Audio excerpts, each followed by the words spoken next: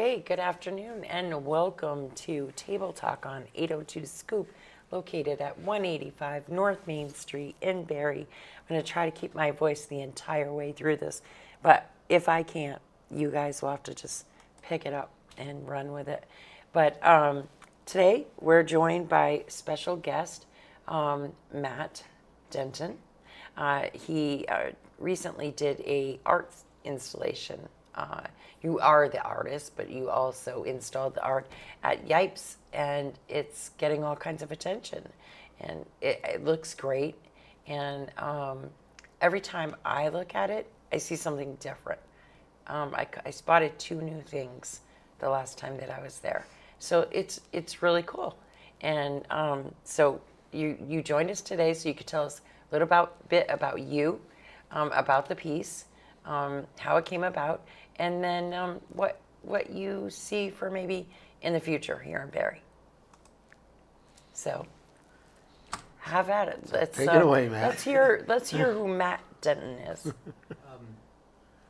I'll start off by letting any Vermonters know that I'm a true West Virginian.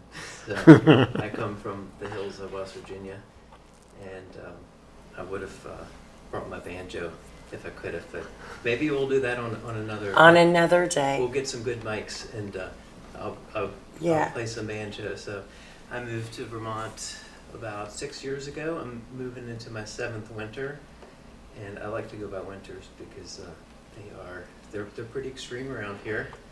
Not like I expected, but so I live in Corinth.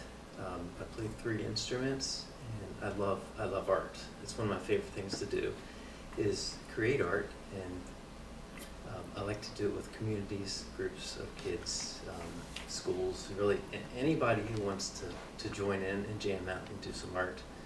I absolutely just love it. It's one of my favorite things to do. So the two go hand in hand for you, music and, so you probably have it blasting the whole time you're painting and creating? Yeah, and it's different for me every day because I have such an eclectic, just such a diverse variety of music. Yeah. Like I studied classical guitar at Shepherd University in West Virginia. I was in a heavy metal band at one time for several years. It's quite a switch. Yeah, from banjo, yes. Yes. I had dreadlocks down to my shoulders. It was a really, really great time. But if you look at some well-written heavy metal music, it has a classical base to it. If you look at like some of like Ozzy Osbourne's old stuff with Randy Rhoads, there's a lot of classical influence in that style of music. So I'm very eclectic on many different levels. I love bluegrass. I love classical music. I lived in Spain for a few months, and I studied flamenco, so I've got some experience with that. And I just think like you studied what? I studied Flamenco. classical guitar. Oh, okay. But okay. I lived in Spain, and I learned some flamenco guitar, like Spanish style guitar, which was a very interesting style of music. So I like everything. I like all kinds of music. I like all kinds of art. I love to travel. It's one of my favorite things to do. So really anywhere you go, you're going to get different food, different music, different culture, different mindset. And to me, it's just fascinating to experience so many different things. So kind of to answer your question, when I'm doing art, I might have classical. 15 minutes later, I might have some heavy metal playing, some blues, jazz. I love it all. It's just, that's how I approach life. I just love everything. So, how did it come about that you ended up doing the art piece for Yipes? Well, when I moved to Vermont 6 years ago, I had a screen printing and a sign company in West Virginia I actually sold. I moved up right before the pandemic, which was not the best timing. I had 2 businesses in West Virginia I sold, moved to Vermont during the pandemic, and I didn't have any income. This is like when people were having to stay in their house and not, wear masks. So going out and about was pretty limited. So I ended up going to Yipes, and I introduced myself to the owner, Val, and I just told her that I had experience in screen printing, I had experience with graphic design, and that's roughly what they do. They make signs and they do screen printing. So I just introduced myself. I just told her that I have experience doing all of this stuff. I said, by the way, that wall over there, this was inside, it's white and it's driving me crazy. I said, maybe we could consider doing some large-scale art, put some color on that. She's like, I really like that idea. So fast forward about 5.5, 6 years later, we became friends. She's helped me produce a lot of individual screens with artwork that I'll take to different schools. I do screen printing projects at different schools. So to answer your question, long story short, we revisited the idea to put a mural, create a mural on well, we moved from the inside to the outside, and it just really happened. I said, well, when could we get started? One day we were talking, she's like, let's start right now. I'm like, okay, well, let's do it. So we brainstormed some different ideas about what the content subject, the kind of message or what she wanted to put on the mural. So she put a Facebook post or two to get the community involved to see what they wanted. And there was a fair amount of good feedback. Different people wanted to see different things. So we came up with roughly trying to keep the theme and the feel of the mural like Barre related. And this is somewhat new to me because I'm not from the area. So if you are from Barre and you're listening, that it seems pretty obvious of some of the stuff that would go on the mural, but we wanted to include like the whispering statue. Is that what they call it, the whispering? The youth triumphant, Yeah. which has the whispering wall behind it. That man, of course, granite. He said there's this really loud train that goes through Barre Yeah, we know about that. all the time, so we wanted to make that pronounced. Don't dog on the train. Yeah. Definitely wanted to make that a main part of the mural, and Val told me that there used to be a Studebaker showroom in Yipes, so that's Yes. the reason there's a Studebaker car on the mural. Of course, American flag, and moose is, at one time, is probably a very common thing in Vermont, not so much anymore. But I think if you look at it, to me, and hopefully everyone else can see Barre, in that mural. Mm-hmm. What do you all think, from your perspective? I think you can. Good. Yeah. If you're looking at each time you find something new, like I said, you can pick out little pieces here and Yeah. there. So, Yeah. yeah, I think Yeah, you did it's a like- great job. Like when, I haven't stopped and gotten out and stood there and looked at it, but, just driving by with the car and I look up and say, oh shit, I didn't see that before. That's good. Mhm. Yeah, It's kind of like reading a book. Sometimes you'll read it and Yeah. you'll read it again. You'll get different, you'd have different takes from it. So, but I really wanted to create a dynamic mural. Like it has, instead of like a two-dimensional flat look to it. If you look at it, it looks like it's an action. Like the train's coming out, and Mhm. of course, like there's like stripes coming out of like the American flag. So there's like it almost has movement to it if you look at it. Mm-hmm. Different angles and different days. So that's one of my favorite projects that I've done in Vermont. It's been very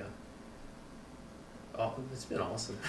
So you said you've done other things in Vermont. Was it like going to different towns, cities, working with the city officials, working with the schools? Yeah, mostly a lot of the murals that I've done have been in Orange County.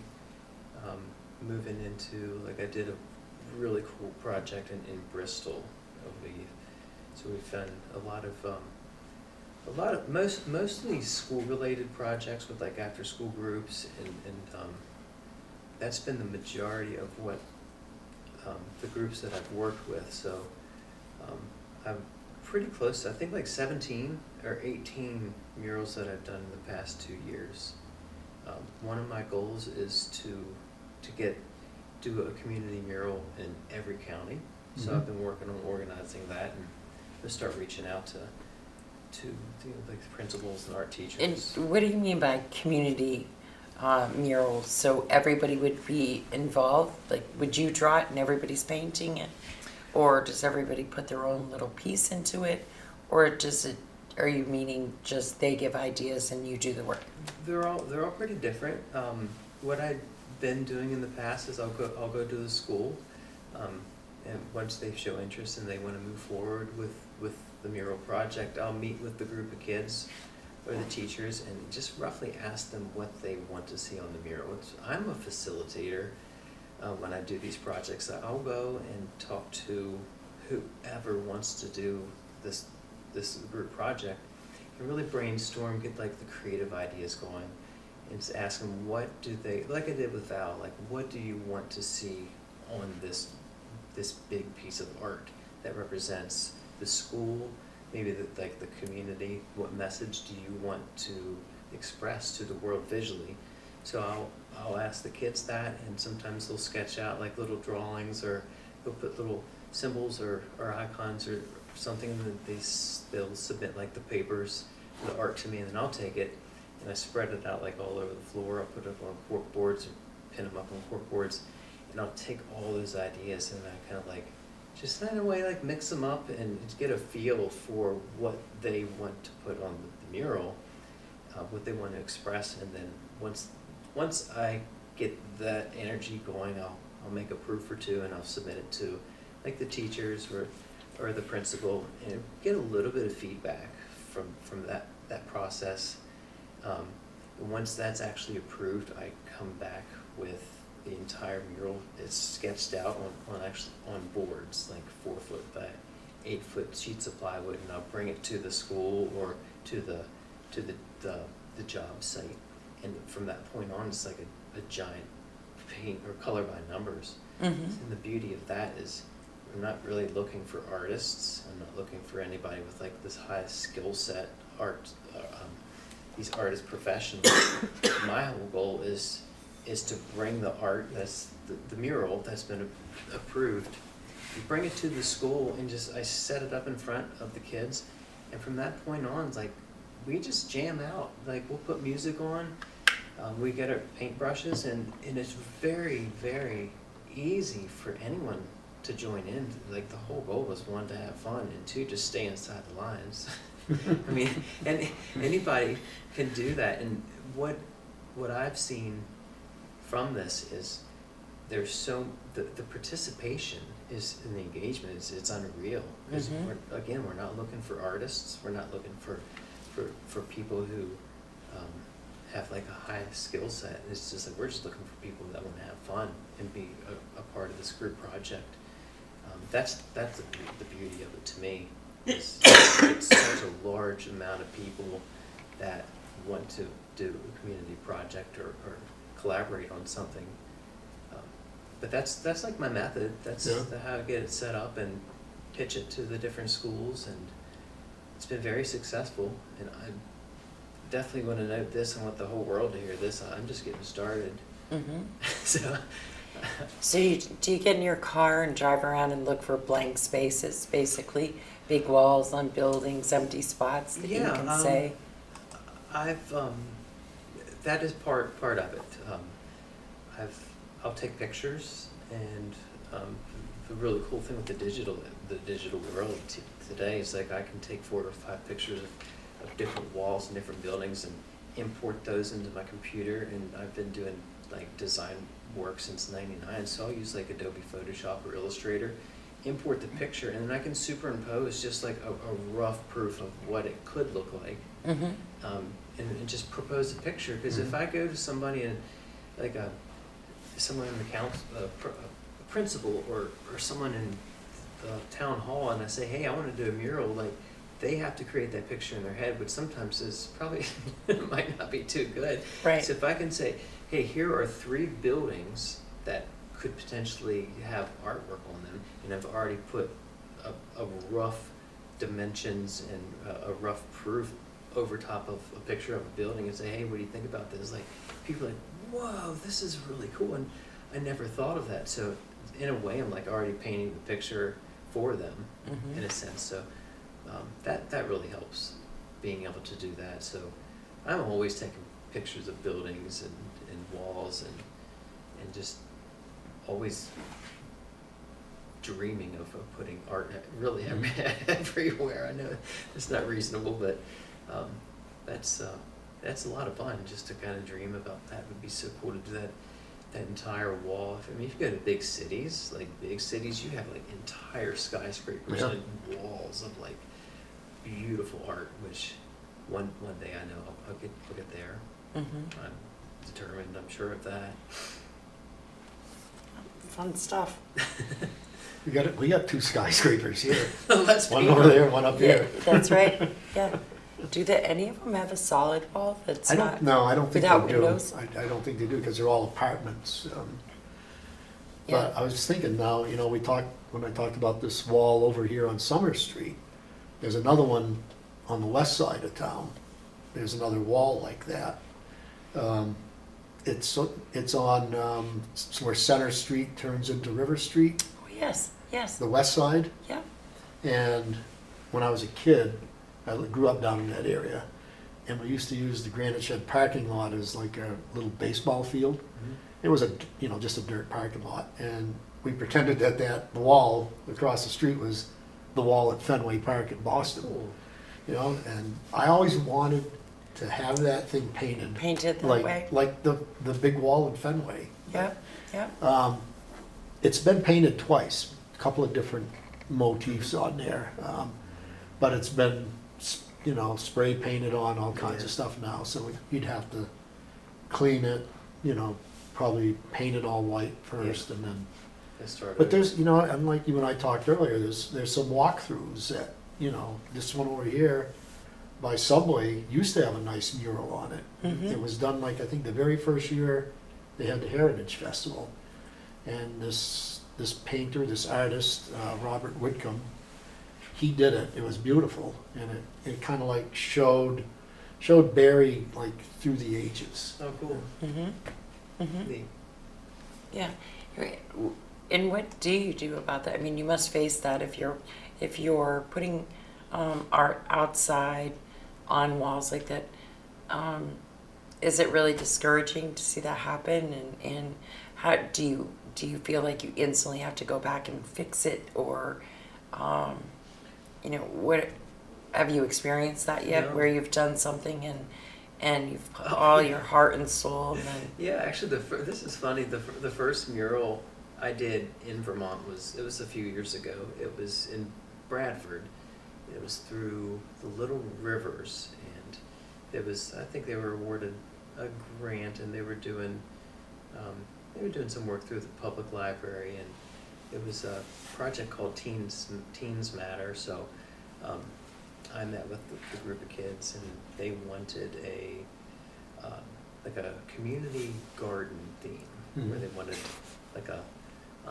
they picked out like a different vegetables and fruit they wanted in the mural, and they wanted a book theme that went along with the community garden. So my idea, I took a 4-foot by 8-foot sheet of plywood and cut it in half, and then I took a router and I cut the contour with a jigsaw so it looked like a 3-dimensional book, and I put pages up at the top, and then the mural, the actual scene was inside, so it looked like you're reading a giant book. And make a long story short, we built a frame, and so the book would be open, and it was leaning back like a gigantic book. right. And we also put a little stool, or a little stepping stool behind the mural. It had 2 sunflowers on each side. So then I cut holes out of the sunflowers and put handles behind them so the kids could go up and stick their face in it. But to answer your question, I was just driving by one day to look at the mural, and I was like, where is it at? I couldn't, it wasn't installed on a wall permanently. It was in if you go to Bradford, there's like this little stretch of green, and there's a Yeah. gazebo. Mhm. They have like, I think on Wednesdays in the summer, they have like a little mini farmer's market. I'm driving by there and I couldn't find it, so I'm like, I called the librarian and I called the lady who organized the mural event. They're like, I don't know where it's at. Nobody knew where it was at. So I went back and I parked, and I guess my assumption is some of the local kids took it, and I don't know why they did it, but they took the mural because it wasn't a permanent fixture, and they like took it and like threw it back behind in the forest, like in the weeds or something. So that's, to answer your question, it's the only time anything's ever really happened Yeah. to a mural that I've done. But we brought the mural back, we set it up again, and then I think they moved it like to Elizabeth Park to more of a permanent. But that's, I haven't had anyone spray paint or do anything to the mural besides just like moving it, which is kind of weird. Yeah. Yeah. But you know, kids, I was a kid once. I won't give any stories, 'cause I want you all to have a good Yeah. opinion about me. Oh, don't worry about us. Yeah. We were Yeah. all We don't kids judge. at No. once, and I just scratched my head. I'm like, daggone these kids, which we were all kids one day at Right. one time in our life, but you know, To pick it up and move it yeah, is, it's just so bizarre. it's, yeah. And it's huge. It's not like it's just, Yeah. it took some effort. Yeah, like a group effort, like at least 2 to 3 kids picking it up and moving it, so. Yeah. But, Interesting. yeah. Do you have a spot that you absolutely want to do? Do you have this favorite spot that you've had in your head since you got to Vermont and said, Ooh. someday I'm going to put something there? Well, I'm trying to think. There's one specific that came to mind.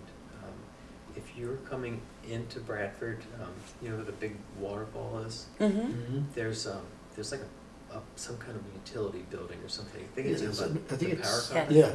But when you're coming down that, you can like see the golf course to the right. Yeah. You can see the waterfall to the left. I think that like welcome Bradford. I know we'd have to contact the power company, but that would be Yeah. awesome. Just to have something Uh-huh. welcoming or something that would be beautiful, not just for people that live in Bradford to see every day, but people coming into the town to see, Mhm. oh my gosh, this is really cool, because that has such a beautiful backdrop. The waterfall behind a beautiful like picture, giant mural would be awesome. For sure. I have a lot, but that's the first one that came to mind for sure. Have you ever visited the silos? Mm-mm. The painted silos? No. Have you? A No. little bit. I haven't either. Where are I have those? not gone. They're in the southern portion of Vermont, Yeah. and they're big, huge And they had- painted silos. And they had like that, a working farm? no, I don't believe so. I think they're just old silos that are in I've the seen field, and like a story or two. and they've been painted in these crazy like murals that Yeah. are different images of Vermont and the town itself. I'd have to look it up because I haven't been there myself. A lot of people I know have been there, and I think it's pretty incredible. Yeah. And so it's just another example of really you can paint on anything, right? Yeah, Old absolutely. barns, silos, Totally. and buildings, factories, whatever. If it's a surface, you can 100%. make it look awesome. Yeah, I think there's a pretty cool thing going on in Burlington. If you just drive around enough, you'll see like there's electrical boxes. Mhm. I think they're trying to paint all of them. Yeah. I think it's a pretty cool project, and each box has its own unique artist or something close to that. It's like, Mm-hmm. but there's something to me that just is so special when a community puts a lot of focus and has a lot of energy that they put towards art. To me, when you have color and you have community and the community comes together and they do projects collaborative project and they engage the community, and that strengthens community to me. Mhm. That's like powerful stuff, especially stuff that lasts and like that's gonna stick around for decades or years. And every time you drive by, and like the kids see it, the community sees it. It just strengthens community, enhances the community visually and energetically on different levels. I think it's super important to do those, really any kind of community projects. Have you always been in love with art, like since you were Yes. young? Did you Yeah. like school? Did I like school? Yeah. Certain parts of it. Yeah. I would say, generally speaking, I enjoyed school. I did a lot of sports when I was younger, and I was not heavy into art until I got older and started like doing. I had a screen printing company, which I was able to do a lot of design and then actually do something with my art. I know there's a lot of artists that have a tremendous amount of talent that just can't really do or haven't figured out a way to do things or make money or make a career or living out of art. But that was like when I really started applying it. Like I would design t-shirts and I'd design like business cards and flyers and websites and different stuff like that for customers. And that's when I really like made up my mind and had that knowing, that belief is like I can really make something out of this. Mhm. Like, that was really cool. But I would say since about 2000, early 2000, that's when I really started getting into art and just jamming out on so many different levels and different projects. Mhm. So, the kind of art you do is, do you freestyle? Do you paint portraits? Do you do dogs, humans? Or do you freestyle like that, or is it something that you really you put a bunch of different things together and make it a piece? Well, I kind of describe my art like my music taste. It's very eclectic. It's very different. Depends on where I'm at in my life and what project I'm doing and creating. When I had my screen printing in sign company in West Virginia, I had a tremendous amount of scraps left over from vinyl jobs. So this is the vinyl that you would use a plotter and cut like letters and numbers and shapes out of and go apply it to a window, like the hours of operation, or cut the lettering and put it on the side of a van or a magnet or something like that. And I had all these scraps left over, and I don't like throwing stuff away, so that was one of the ways I figured out how to not throw that stuff away, but utilize it, kind of like this upcycle, repurpose art style. And I made a lot of signs out of sheet metal.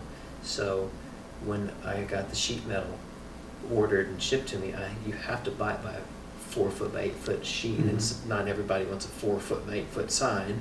So you'd have all these scraps of sheet metal and all of these scraps of this vinyl material that I've found a really interesting way to repurpose and make art out of the vinyl material onto sheet metal. So that's a lot of well, that's one of many of my art styles, is the best way to put it. So I've created hundreds and hundreds of those types of pieces, and I've had that art in several like different skinny pancakes. I had it over at Espresso Bueno 2 different times, and I hung a really cool show over the summer at the Vermont Law School. I've had that art in New York City and like downtown Battery Park City in New York. So that's been pretty cool. Just to have it, had it in California, but it's a really unique art style. So that's one. But to answer your question, I like to jam out, and I also like abstract art. I think that's fun to go up to a canvas and have absolutely no intention, no subject, no desire, to create like as Bob Ross would say, happy little trees. Right, or right. anything like that. I Yeah. think going up to a canvas, like Dolly would say, when I go to paint, I leave my head at the door. So there's something magical to me that happens when you go up to a canvas and you just get in that flow state. You don't think about what you're doing. You just like kind of like express or explode or unleash or Yeah. just let it go. That's magic to me. And when I start thinking, I'll stop because it changes the whole feel, the whole theme, everything when you start thinking about what you're doing. But I'm not saying you shouldn't think about painting, because there's a lot of beautiful paintings that people do when they're really thinking about, oh, maybe I should put this lighting on the side over here. And you know, you do have to think about it to some degree, depending on what kind of art you're doing. But I like abstract sometimes, with no intention at all. So if we go back to that you're going to, or that you would really like to collaborate with communities, how does that work? I mean, this isn't free. We know it's not free. Sure. So how does that go about? A lot of cities and towns, they don't have a lot of money right now. And do you fundraise first? Are you involved in that portion of it? Or do you just say, you know, I have this idea, this is roughly how much it's going to cost you, and leave that up to the towns? How does that work for you? Well, they're all different.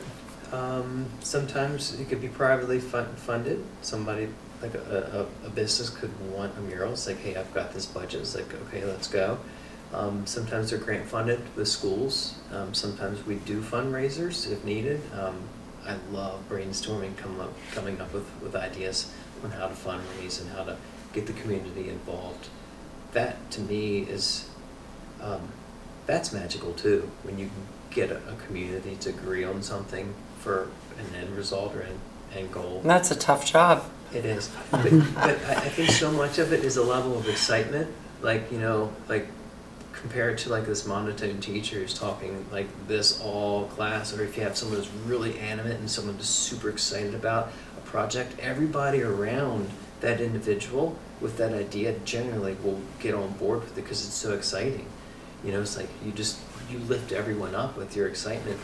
And I mean, if you think about it, if a community agrees and you can get enough people that are involved and interested in the idea, like, it's not how much really, it's how, it's like, if you can get like 100 people to donate like $10 or $20, I mean, you can, that's not that difficult. And we're not asking for like thousands, but if you could present the idea to the community, say, hey, we want to paint this wall or this side of this building, and it's going to be a 16-foot mural and it's going to cost this much. If we had 100 people donate X amount, it's like, that's pretty simple math. And that's like, that's not like asking for like a $10,000 one-time like Right. thing. So I think it's finding creative ways to organize and inform the public. Because like, I would go as far as saying, what community wouldn't want something amazing on their wall or something beautiful that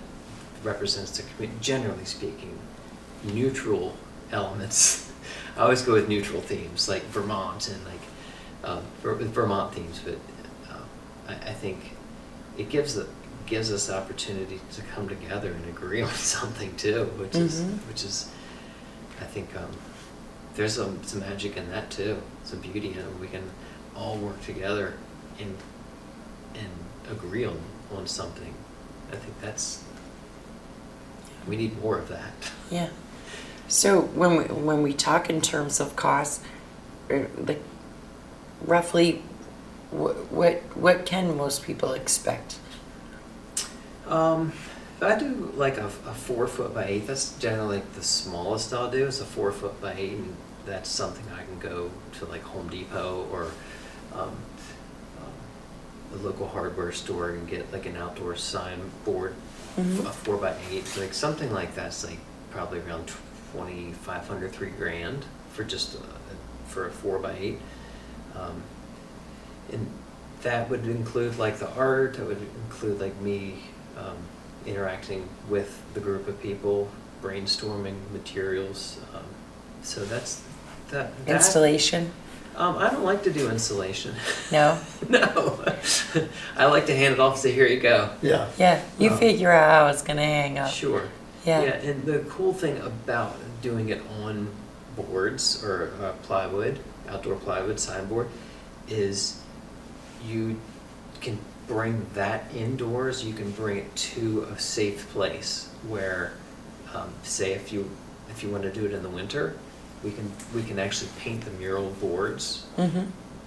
indoors, and then you can hang it Mhm. outside whenever the weather breaks. Mm-hmm. And I have a all feet on the ground rule. Like, I don't do any projects with anybody if it requires them to get on a ladder or scaffolding. I'm do good it. with that. I'll hang upside down by ropes and paint like this, and just for fun. But it's just today, there's just, there's too much of a liability, Yeah. insurance, Yeah. and risk. Yeah, to for it. sure. But that really makes it super, super easy for everyone to join in. It's like, hey, let's just stand around the table, put some music on, and jam out. I actually think that Summer Street mural is panels. Is it? I think it is. Yep. Yeah. Much easier. And then if something does happen, you're not Right. scrubbing walls or, Sure. you're not, or it can be protected. Yeah. Kiki says great murals. Awesome. Yeah. That's my mom. That's your mom? Yeah. Yeah. She's been very supportive. Is she still in Virginia? Yeah, she's in West Virginia. West Yeah. Virginia? Yeah. Mm-hmm. She's And- like one of my #1 fans, so. Of course, That's right? awesome, yeah. That's what moms That's do. awesome. Yeah. That's what moms so do. Definitely. Well, she's watching you. Huge shout out, so Yeah, she's watching you. that's awesome. Do you get her to come up here in the winter time? I think they're comfortable in West Virginia. I don't blame them. I don't blame Yeah, them. for sure. Yeah, like you come home where it's warm. That's Yeah. what I would say. I like to make a trip a few times a year if I can. Yeah. Now, what made you choose Vermont? My ex-wife and I had a kid together. She remarried and moved up to Vermont, so I wanted to be close to my kid. Yeah. Uh-huh. Long story short, Yeah. Yeah. I'm very spontaneous. I'm very adventurous, and as crazy as it sounds, I had 2 fully functioning running businesses in West Virginia, and I was like, well, let me just sell them and move to Vermont. So, but there's always adventure. There's always something new in life if you think of it that way. If you want to explore, want to engage in different Mhm. countries and different states, and Yeah. you learn a lot about yourself when you get out of your comfort zone. The Oh, for daily sure. grind is, to me, it's maddening. Uh-huh. It really is. But that's the artist in me. It's like I have to go and explore and engage and interact and create, or I would not be a very happy person. So do you do this full time or do you have a day job? I do. I do this full time, and I do many things. I also build websites, I host websites. So I do. So I've taken like my graphic design skills set from when I had the screen printing and sign company in West Virginia. So I apply them now in Vermont. More of a, call it like a digital nomad. You can take your laptop and Mhm. go anywhere and continue to do work, and that's the beauty of the internet and the digital age. So that's Yeah. You don't have to be stationary. no, Yeah. not at all. Well, hopefully you will be able to meet up with some people in different communities, and we'll start seeing your artwork pop up here and there, and maybe even a piece here in Barre. I hope so. I mean, that would be great. We have I think we figured that we have plenty of spaces. Yeah. Yeah, that you could do that. But there's always somewhere you can put art. I believe. Like no matter what, there's a lot of white space in here. By the way. I was waiting for you to say that. Yeah, there is a lot of weights. Yeah, there's a lot of wall space in the studios. Yeah. And that's, well, and I guess that's another thing too, is it does help with sound. You start putting stuff on the walls, Mhm. and it does make a difference with the sound Totally. and the way things are in the room. just the atmosphere in general.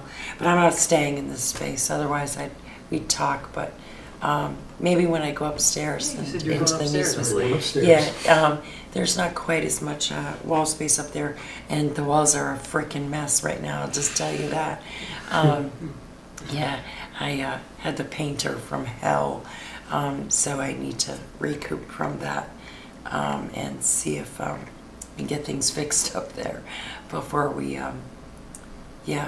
do anything. But I don't know, maybe that'd be a good way to cover it up, right? Yeah. The absolute disaster up there. But yeah, just moving forward with that. Anything you want to say to everyone before we kind of go on into letting people know what's happening for Halloween and what we've got going on for community events, because there's lots of people wondering what's happening. I just encourage everyone to find something that's their creative side, and just find a way to express it. It's important to do that in life, and it doesn't have to be art. It doesn't have to be music. It could be poetry. It could be like just something that's creative. I think we get in such a fast-paced hustle culture, and my grandmother would say everyone's in such a hurry to go nowhere. Zoom, hurry up and get there. But I think that's important, just for humanity and just the individual, to find ways that they can express themselves and create and connect with each other. I think it's important to find ways to build our community. I think it's important to find ways to bond and just create beauty in art and music. But let's do more of that. And Yeah. I'd love to connect and collaborate with anybody who likes that idea, because there's a lot of communities and there's a lot of potential, infinite potential. And how do people find you? I have a website. It's mattcolorstheworld.com, and that's also like all the social, like Instagram, Facebook. I did start a TikTok. Never thought I'd have a TikTok, but it's for art, more business and art related. But it's at Matt Colors the World, and it's across like all the different platforms. So it's pretty easy to find, but that's my goal. Like, I just want to create, and I want to color, and I want to collaborate with not just all the counties in Vermont. I want to consider all the states and travel and do projects worldwide, because that's. And I would assume that people can see your work on this, Yep. this as well. They can see some of the stuff that you've done. Absolutely. Do you have anything for sale? Yeah, I have a store online that sells the artwork I was describing, like I call it vinyl and sheet metal, and it is indoor, outdoor. I used it with like 10-year vinyl, so all the pieces that are on the website you could hang inside, or you can take outside and hang like a sign. They'll last for years outside, even in Vermont, even in the cold, rough winters. Though. Yeah, I mean, it's the same material they use for road signs. Absolutely. And yeah. it's the same stuff. Totally. Yeah, so, cool. Well, thank you for coming and Yeah, thanks. sharing, and thanks for the art piece. I mean, at Yipes, thanks to Yipes for commissioning you to do such a thing, because it really is, it's cool. It's good to see. It's just something different, something to look at. Yeah, Totally. Yeah, thank you. so thanks for Maybe we coming. can get, one of these walkthroughs, or, one of these big building areas, and that, like the big wall over on the west side, we could get you involved and, pretty them up a little bit. Yeah, Yeah. I love that. Yeah. That'd be Yeah. awesome. That'd be awesome. It really would. I think it'd be super cool. Trick or treat. All kinds of Halloween stuff happening. Carving for Kay, they ended up with 217 pumpkins. That's great. Which is amazing.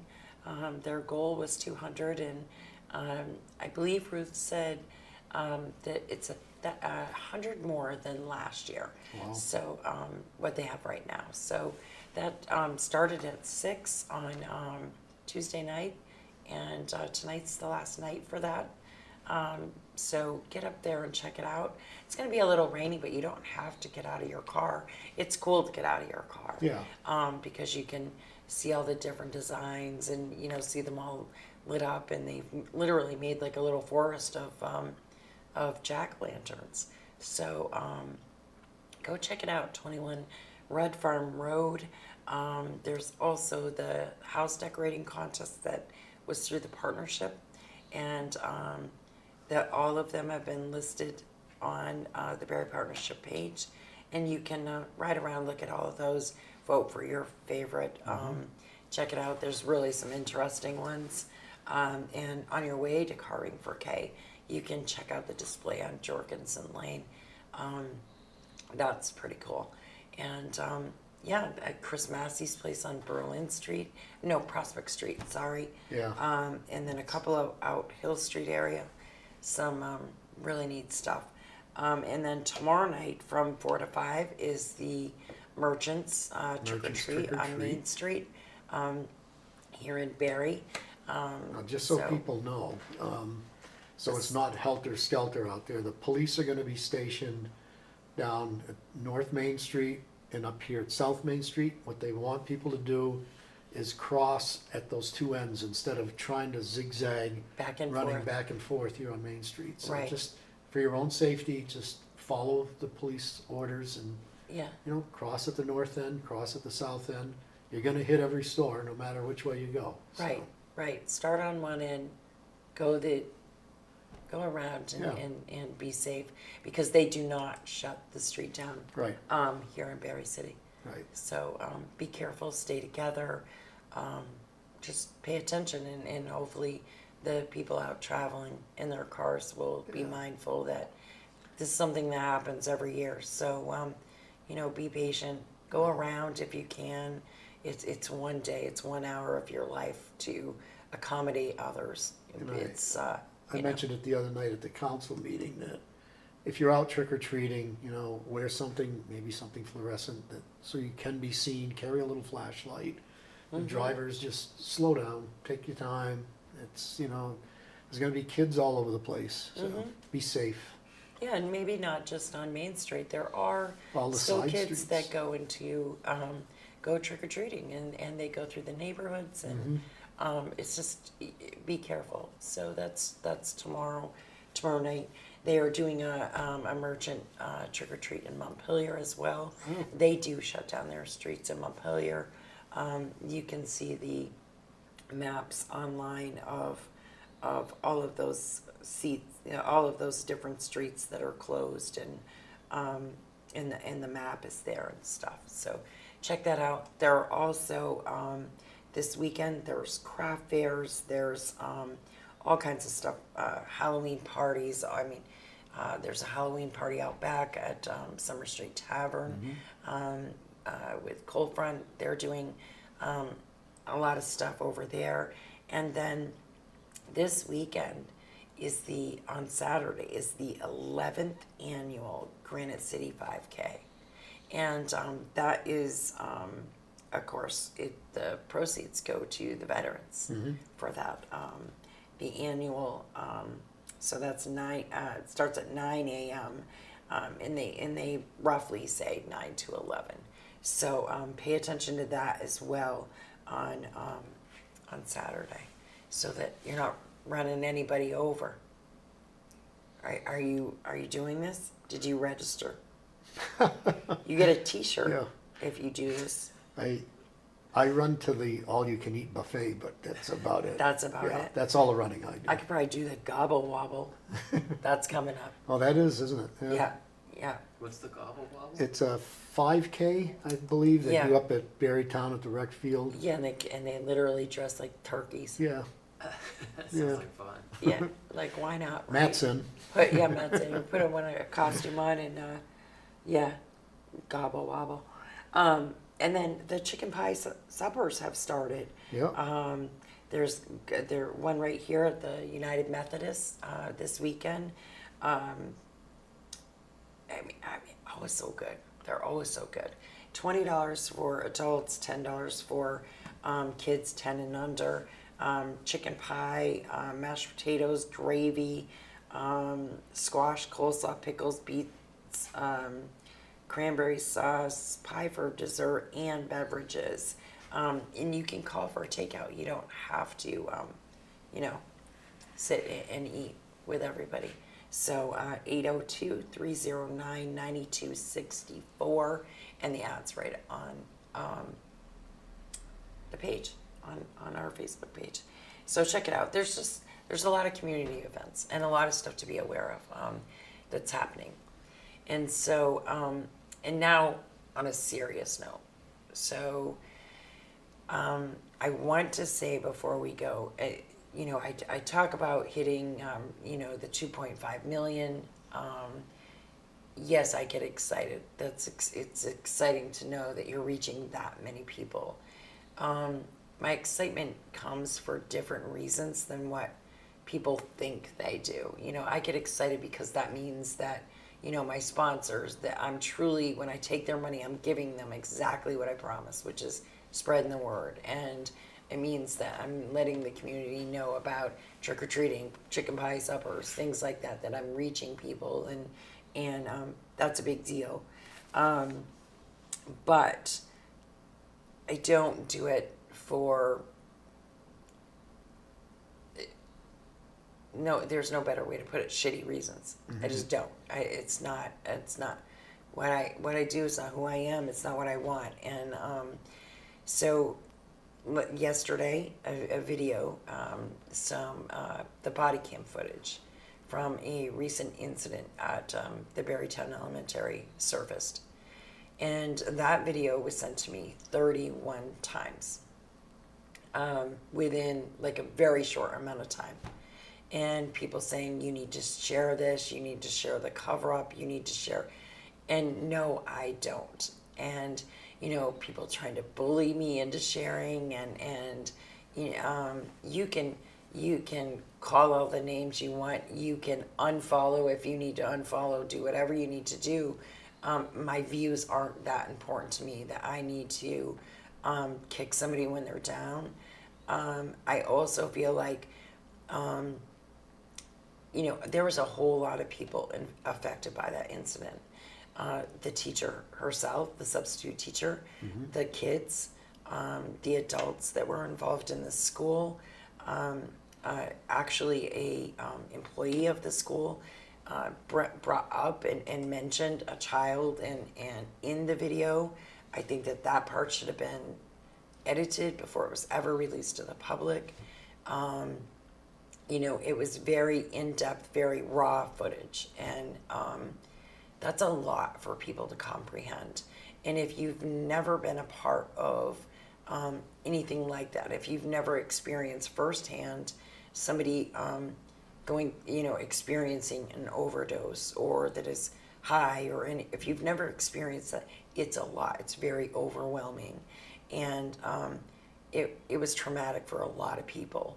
And I just wouldn't find any. What would the use be in sharing that information? It isn't there for me. Recently I shared a video of an arrest on the Beltline. Mm-hmm.